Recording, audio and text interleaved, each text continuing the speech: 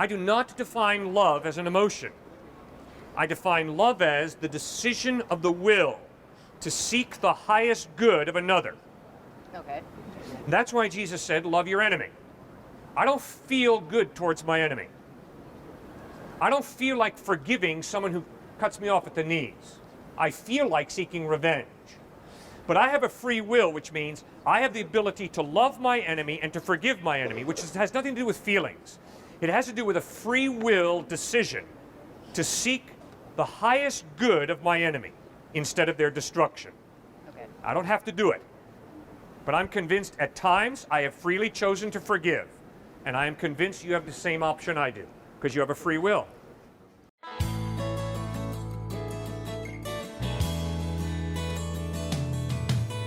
Where is justice? What is mercy? Where's the sacred and the holy?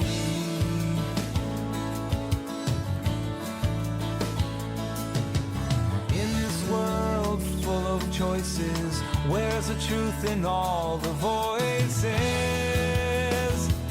Give me an answer. Don't waste my time. Tell it to me straight. The truth is getting hard to find. I have objections to what I've learned. I have questions and concerns. Give me an answer.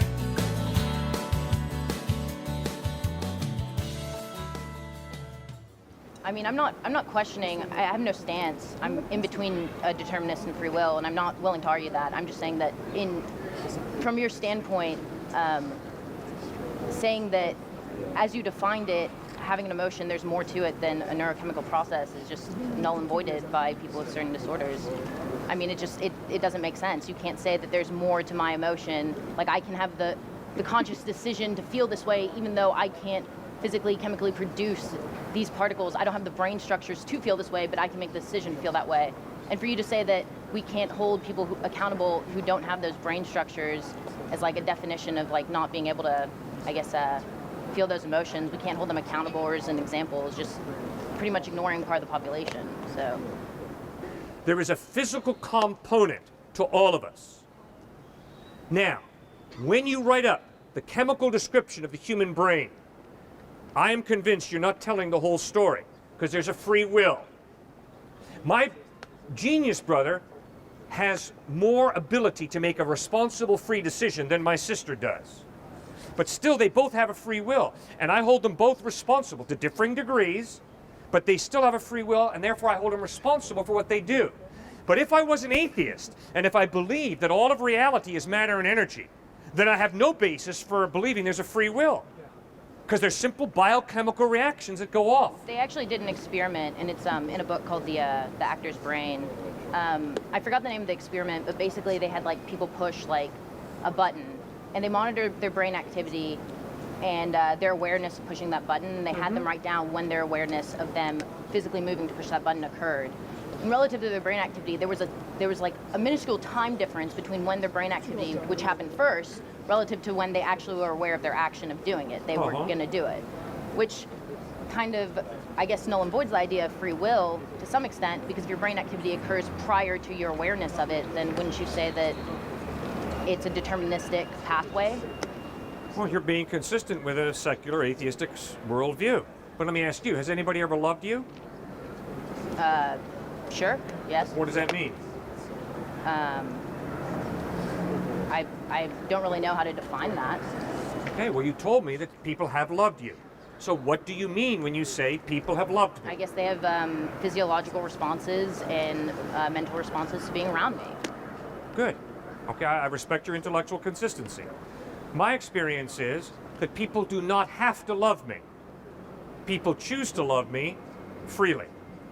In fact, if there was a woman who was being paid to love me, I would not be interested. I mean, that's a valid point. I am not interested in marrying a woman who's an automaton, a machine, and has to love me. I am interested in marrying a human being, a woman, who freely chooses to love me because she chooses to.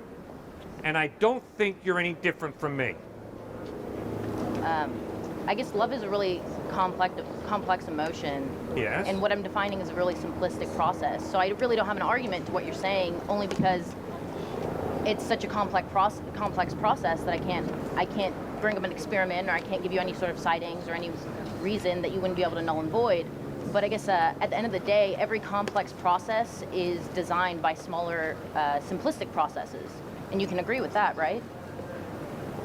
I mean, every complex process comes from an amass or a grouping of very smaller, simplistic processes. So we could say that love maybe is deterministic.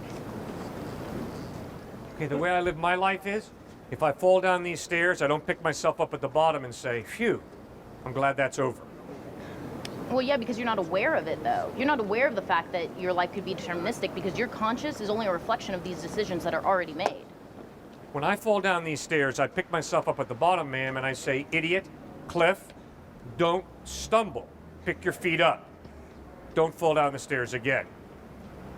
That's It's not necessarily the world that I you made live the in. decision to fall, but the stumbling, and it maybe it wasn't an active decision, but a process gone wrong, like mentally, which caused you to fall, and your perception is, oh, I stumbled, I'm stupid, and now I've fallen. Does that make sense?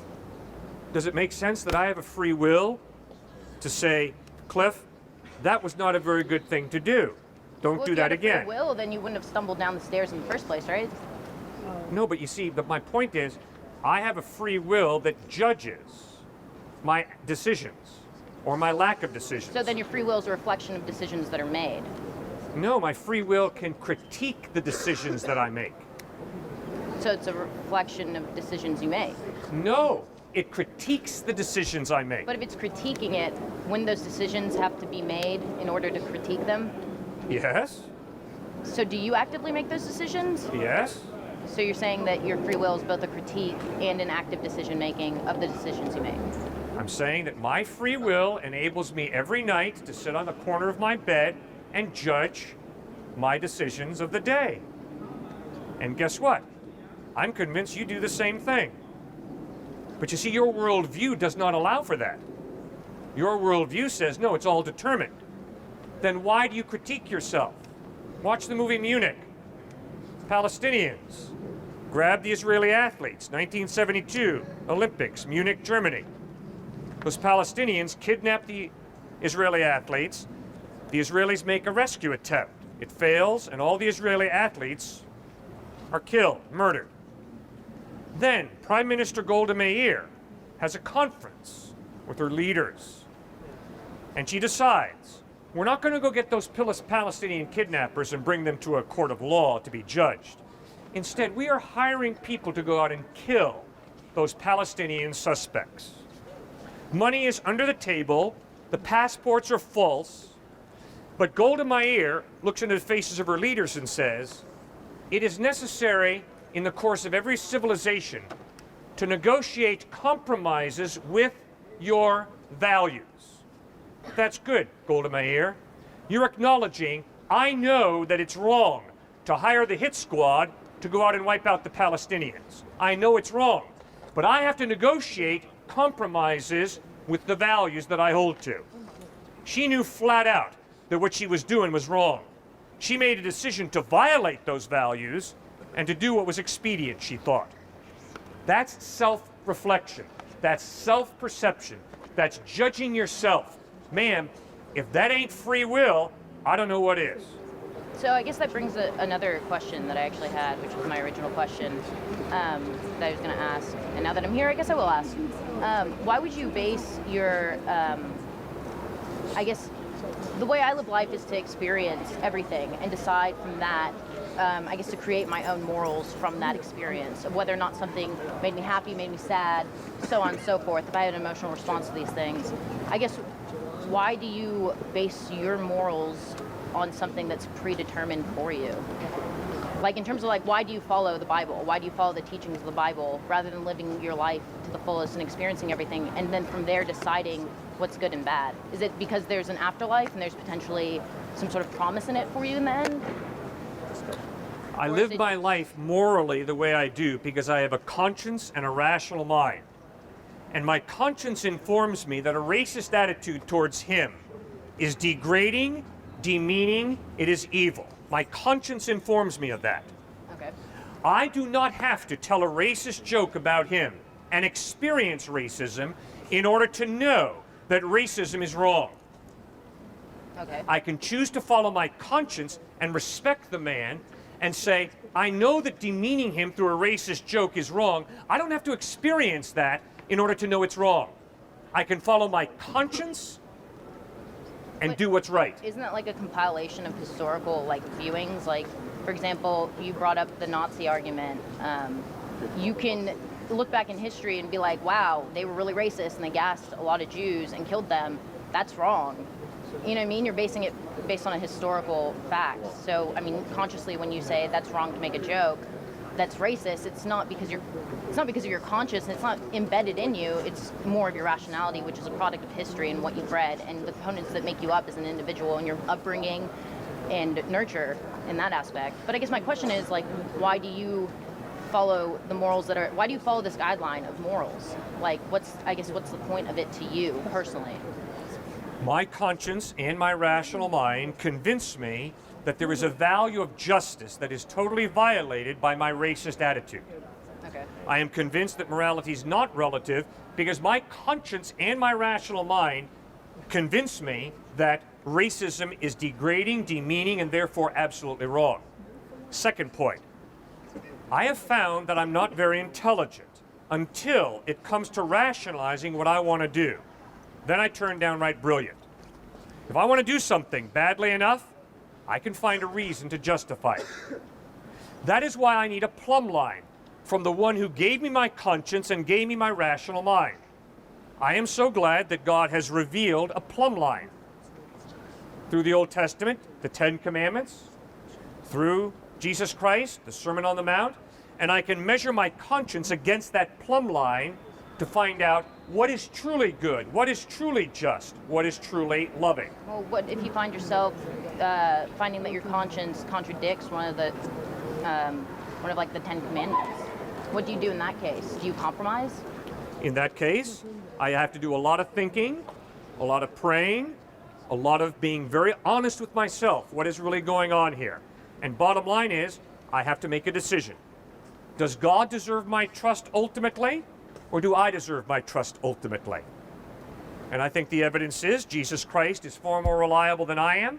I've tried to live a life like Jesus lived, and I have failed miserably. He pulled it off.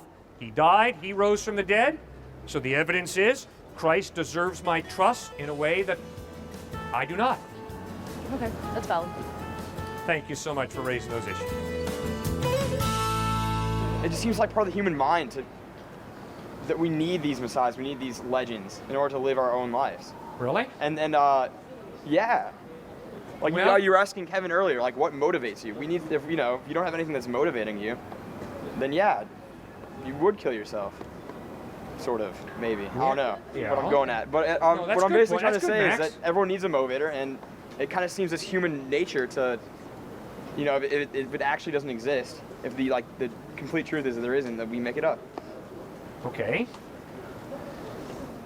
And yet, to think carefully, if there is no God, then it means my birth is an accident, my death is an accident, which means the only thing that lies between those two accidents is another accident. But see, that's my life. That's kind of like an emotional appeal too, because no one wants to believe in their life that no one ever wants to believe that that they were born by accident, or that murder might actually not be immoral or an absolute evil. It just seems that we want to believe that, so we rationalize that. That's the number one. That's one of the greatest traits of humankind. We can rationalize basically anything. Okay.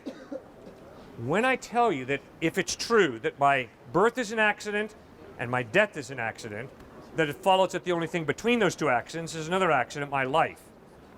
I'm not appealing to your emotions, I'm appealing to your mind. No, but that Think sucks. reasonably. Who here wants that to happen? Who here wants that's the final answer, that we're all an accident? All right, That Max. doesn't necessarily mean it's true, not true. Good. And guess what, Max? In order to graduate from this place, you're going to have to study. And that sucks. But sir, that's part of growing up, right? That's part of maturing and getting in touch with reality. So, if it's true that my birth is an accident and my death is an accident, I better grow up and face that reality that life is absurd. It's just an accident. And if that's true, I got to grow up, and although I don't like it, I better accept it because it's true. Well, the weird thing is, I mean, like, if that is true, I wouldn't want to believe that. Why and not? I wouldn't want to make up a God.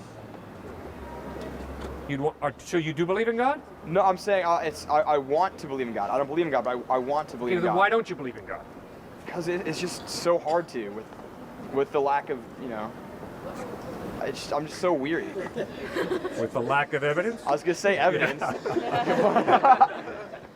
Too big a buzzword. But yeah, it's just so hard to like comprehend that. Because I mean, it's just, you know, it's impossible to argue that, you know, that the life of a believer is, like, I mean, I think, you know, anyone here could say that the life of a believer is more comfortable than the life of a non-believer. Because that is such a horrible truth, you know, that we're here by accident. Okay, C.S. Lewis But that disagrees doesn't with necessarily mean it's not true. me. See, C.S. Lewis did not want there to be a God, and I understand why. I have a good buddy who went to Harvard, and he goes to the church now in Connecticut that I pastor. And he sat with me and said, Cliff, when I got to Harvard, I wanted to live a certain lifestyle. The problem is that the lifestyle that I wanted to live made me feel guilty. So I had to figure out a way to deal with my guilt. Very simple. I became an atheist. Because you see, if there is no God, guilt is fantasy. Nothing to feel guilty about. Just do whatever. But that's the other end of the emotional appeal, though, side. He's using atheism as a way to rationalize his bad behavior. Good. But So we better be very careful about our emotions, and we better be as objective as we're able to and really analyze the situation. Right? But God appeals to the other side of the coin, to someone like Mother Teresa who's doing so much good in the world and saying, like, what for? Well, remember, Mother Teresa really struggled with doubt. She was very honest about that in her diaries, right? Yeah, but I'm saying, like, you know, everyone who does good in the world wants to be rewarded for it. And God is a very convenient, perfect answer for that. Doesn't necessarily mean it's true, like Correct. you're saying, I but mean, it's true. God is awesome. Yeah, I agree with that. He is Just like awesome. it explains everything. Like, you don't know something, No. God did it. No, it doesn't explain everything. There are a lot of unanswered questions, a lot of mysteries for me as a follower of Christ. I don't have the answers to all the questions, that's for sure. I do not know is one of my favorite answers, because it's the truth. I don't know why God allowed suffering. I don't know why God didn't have Hitler's mother have a miscarriage. Would have been rather convenient. Okay, so there are lots of things I don't know. The question is, what does the evidence point to?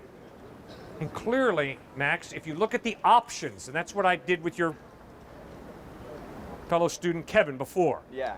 Remember, I can't have certainty, positive, about anything in life. Everything is vague to one extent, but that doesn't mean I can't know. Do you think I can prove my wife? No, I think that's Good. exactly it, though. It's just not. It's not that there's evidence. It's just that I don't know yet. I don't know yet, and eventually we will know. We will know? Not if atheism is true. If atheism is true, we don't know nothing. 20 years 100 ago, years we didn't from know now. a lot that we know now. Yeah, but if Just to atheism is basically- true, we're all going to die and become fertilizer, so we don't know nothing. Right? We're dead and we become fertilizer. So we're not going to find out. If atheism is true, I'm never going to find out that that's true, because when we all die, we all become extinct. Right? But if Jesus Christ is the truth, then all of us, atheist, agnostic, Christian, are going to find out whether it's true or not. That's an unfair advantage you have in this debate. It's a point I just realized a little while ago. Yeah, I only have 40 years. You know, if the atheist is correct, we're never going to find that out. We're all going to die and become fertilizer. If the follower of Christ is correct, we're all going to stand before Christ one day and find out that indeed he is true. See, that motivated Blaise Pascal to come up with a wager. You know, in light of that fact, don't you think you'd be wiser to really check out Christ? But the wager is a classic example of logical fallacy. Isn't the wager, if I'm correct, is that the one, like the thought problem of, like there's two options. You can either believe in God or not believe in God. Yep. And if you don't believe in God, Right? and there is a God, you go to hell. But Right. if you do and there's not, then so what? Yeah. But if you do, and there is a God, you get to go to heaven. Yep. Yay. I mean, that just seems such like a grab almost. Yeah. Until you study Pascal's life.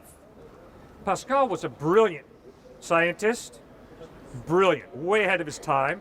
He was also into gambling. That was a rather popular activity in his day, to gamble. So it's coming out of that experience of being both a scientist So he believes and in a God gambler. it seems that he believes in God out of a gamble. Like that's the best possible choice for him. Almost. No, he was a brilliant scientist. You see, what Pascal would be saying to you today, right now, I'm convinced is, Max, because the stakes are so high in what we're talking about right now, you better go back and study this really carefully. Because if there is a God and if Jesus Christ is the truth, the consequences last for eternity.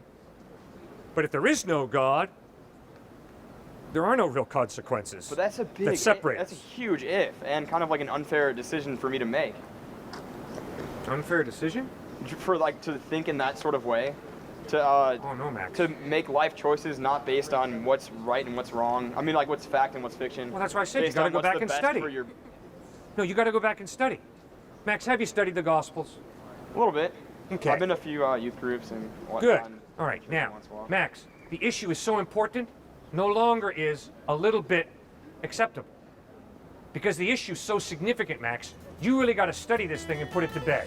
You got to figure out, is this Jesus Christ a quack, a myth, or is this Jesus Christ the truth? That's Pascal's point.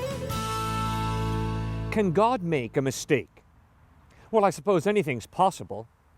It certainly is true that human beings make mistakes on a regular basis. But what about God? Does God make mistakes? The revelation of the Bible in Jesus Christ is, no, God never makes a mistake. Why? First of all, because God is eternal. God is outside of the dimension of time. God sees past, present, and future at a glance because he is outside of the dimension of time. He is eternal. Because of his perspective, God doesn't make mistakes. Secondly, God doesn't make mistakes because he's all-knowing. The technical word for that is omniscient. God's knowledge is not limited the way your knowledge is limited, the way my knowledge is limited. Albert Einstein once said, "I know less than 1% of all there is to know." Honest, humble statement. But God is all-knowing. God's mind is so much bigger than your mind, than my mind. There's no comparison. He is all-knowing. And because he's all-knowing, he doesn't make mistakes. Thirdly, God doesn't make mistakes because he's all-powerful. Nobody can intimidate God. Nobody can twist God's arm. God is not manipulated by someone or something. God is all-powerful. Because God is eternal, because God is all-knowing, and because God is all-powerful, he does not make mistakes. And fourthly, God doesn't make mistakes because he's good. The Bible calls that holy. God's motives are pure and true. And therefore, God doesn't make mistakes because he gets confused, because his motives get mixed up. No, God is pure, good, holy, and true. One day, Jesus Christ was in a boat with his disciples. A storm unexpectedly swept down on that sea, and the boat was tossed about like a little twig. Jesus was in the back of the boat, asleep. The disciples came to Jesus, jostled him, woke him up, and said, "Don't you care if we drown? Why are you asleep?" And Jesus stood up, rebuked the wind, and told the waves to sit down, and nature obeyed him. Then the disciples said, "Who is this man? Even the wind and the waves obey him." When Jesus unleashed that power and commanded nature to obey, and when the disciples observed that nature obeyed the words of Jesus, then they were really scared. And they asked, "What kind of man is this, that even the wind and the waves obey him?" When you begin to grapple with the power of God, when you begin to seriously consider the power of Jesus Christ, you begin to understand he doesn't make mistakes. He is good, he is loving, and he's also all-powerful. He does what is true and good. He does not make mistakes. While he was alive, Jesus said, "I'm going to die, but 3 days later, I'm going to rise from the dead." And the historical evidence is 3 days after he died, he physically, bodily rose from the dead. This Jesus Christ defeated death. I am deeply impressed by modern medicine. But modern medicine is incapable of giving us eternal life. Jesus Christ is capable. He's the all-powerful God who created life in the first place. He loves you and me so much, he wants us to spend eternity with him. That's an amazing love. But he's got the power to back up that love, to back up that promise, that if you and I put our faith in him, he will give us eternal life. Does God make mistakes? No, he doesn't make mistakes. He's totally reliable. But you and I can make mistakes. And the biggest mistake that a human being makes is when they reject God's love, when they reject Jesus Christ. That is a mistake that has eternal consequences. If you and I choose to spend our lives separate from God, we will spend eternity separate from God. But if you and I choose to live our lives together with God, then we will spend eternity with him. And the way to choose to live your life together with God is to accept Christ's forgiveness, to humbly trust in him, and then to live a life of submitting to him as Lord, as CEO, as coach, as manager, as the boss of your life. And that is the most fulfilling, the wisest life possible, because God does not make mistakes. I'm the pastor of Grace Community Church. We meet every Sunday morning at 9:30 at Sachs Middle School in New Canaan, Connecticut. Take the Merritt Parkway to exit 37, go to the end of the ramp, take a left onto Route 124, go approximately 1 mile, and take a right into Sachs Middle School. I'd love to personally invite you to join us this Sunday, 9:30, for our worship service. I would love to meet you, to greet you personally, to get to know you better. Thanks for sharing these few minutes with us. Have a great day. The truth is getting hard to find. I have objections to what I've learned. I have questions and concerns.